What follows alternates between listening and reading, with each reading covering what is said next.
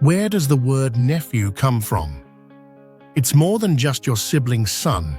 It's a word with a deep and far-reaching history that spans Latin, Germanic, Greek, and Indo-Iranian languages.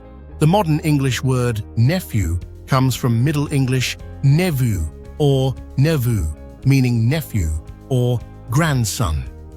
This was borrowed from Old French nevu, which itself came from Latin nepos, genitive nepotum, originally meaning grandson or descendant, but also used for sister's son or nephew. From Latin nepos, we also get descendants in French and Italian.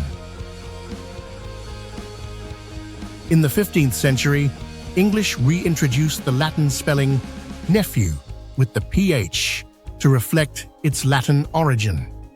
This change led to the modern pronunciation with an F sound, replacing older English pronunciations like nevu. But English had an even older native word nev from Middle English, and further back, Old English nephar, meaning nephew or grandson. This word came from Proto-West Germanic nepho, from Proto-Germanic nepho, which also meant nephew or grandson. That same Germanic root gave us words in Dutch, Afrikaans, and German. All of these, in turn, trace back to the Proto-Indo-European root nepots, which meant grandchild or sister's son.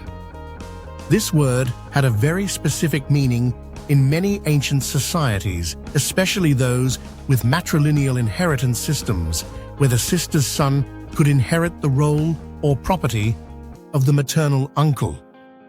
The root nepots spread widely across Indo-European languages. We find some notable descendants in ancient and modern Greek, in Sanskrit and Persian,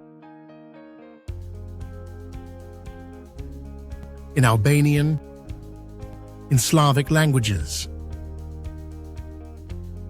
Interestingly, some scholars have suggested that nepots may originally derive from PIE roots ne, not, and potis, master, lord, husband, perhaps referring to a dependent male relative, not yet the head of a household. While this theory is debated, it highlights how family terms often reflect ancient social structures.